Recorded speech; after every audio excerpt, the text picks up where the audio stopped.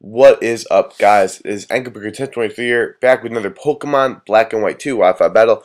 Here for you guys today, I have an NU match against some got this well on Wi-Fi Battle Finder, and it was a pretty decent match. Let's get right into it here. I ended off with Golurk. He ended off with Kangaskhan, who is, Kangaskhan's a very diverse Pokemon in the NU tier because it can do a lot of different things. And this is a team that was given to me by Trainer Cool T, aka Retro Mushroom, aka Tyler, who is the man, so definitely go subscribe to him. But on the first turn, I'm going to take the risk of him sucker punching me because I know I can live it. So I'm just going to go for a dynamic punch if he stays in so I can just knock that thing out. But he brings in Torterra, which is very good for me because, dynamic punch confuses him. Now, I could go into Rotom because these things could be stealth rockers, but he also could just, I resist his dual stab. So, Rotom's a really good switch in. And now, he hits himself with Confusion, which is great for me. Then he brings in Piloswine.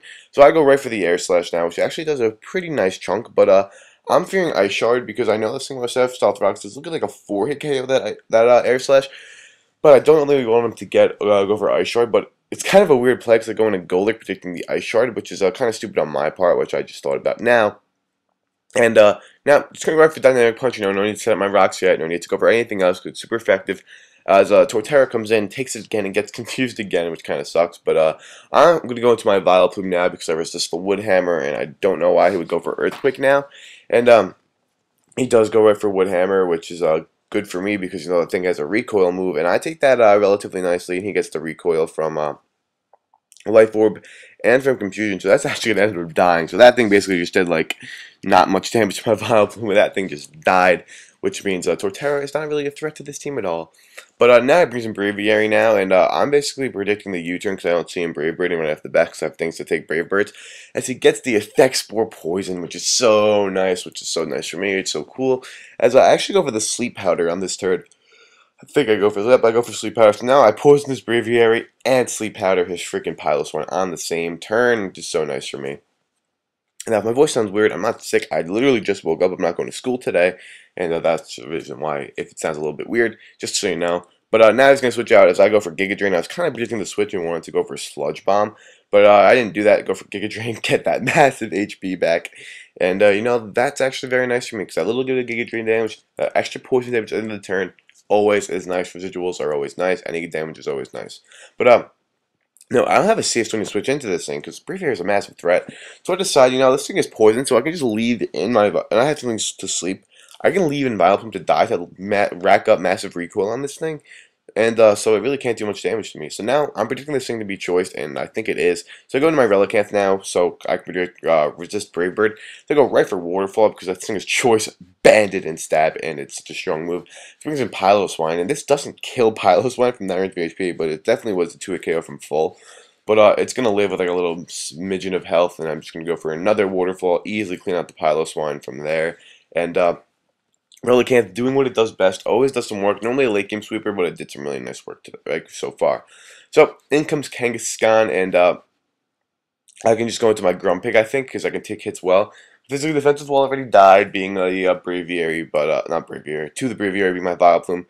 And I don't take that fake out well at all. I see his Life Orb now, so I think he might have the Sucker Punch, so I'm not really want to go for a Psychic. I'm actually going to go for the Thunder Wave, predicting him to go for the sorry about that, but he didn't even go for the, predicting him to go for the Sucker Punch. I go for the Thunder Wave, and I nail the Gardevoir, which is really nice for me, because Gardevoir is kind of annoying.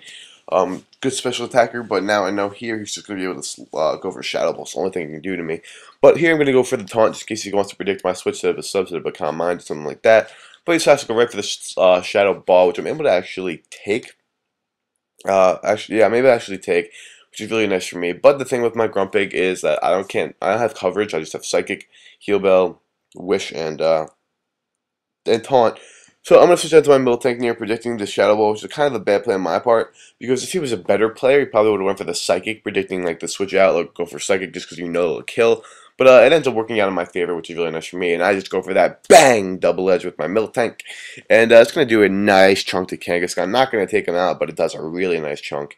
And now I know the fake out whole shenanigans is coming, so I'm just gonna go into my Grumpig as fodder because I could die to a fake out, die to a whatever. But he actually doubles into his Gardevoir, which is okay, whatever. It doesn't really do too much for him, but what I can do here now is before I know I'm gonna die, I can just go for a another taunt right now, because I know he can just kill me off with Shadow Ball, but I don't go for taunt, which I don't know why. I should have just taunted him as I'm looking at it now, because I go for Psychic. I see he actually gets paralyzed, which is really good for me. But now here I'm going to go for a Psychic again. I don't know why I didn't taunt, because just in case he still was Calm Mind or something. But I don't taunt. I just go for 2 seconds. That's some damage on it, which is nice. He just kills me off with a Psychic crit. Really don't think that mattered whatsoever. Don't care if it did. And now I bring in my Relicanth, because Relicanth is a huge, massive, gigantic threat.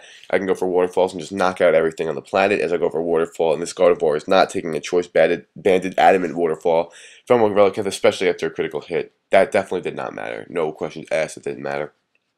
Now, in comes Kangaskhan. Now, these things could have Drain Punch, so I'm going to pull a switch out into my Rotom, because I wanted to take the Drain Punch and I could take a Fake Out, and I can outspeed them the next turn. It was basically my thought process, which really isn't the best.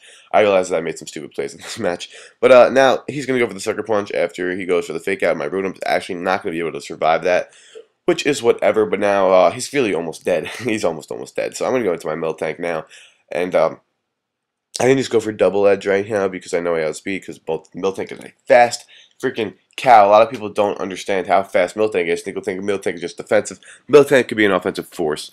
Now, in comes Braviary. Now, he has to pick his move to lock himself into Brave Bird, or pick himself to lock into Super Power, so I'm pretty sure this is his last.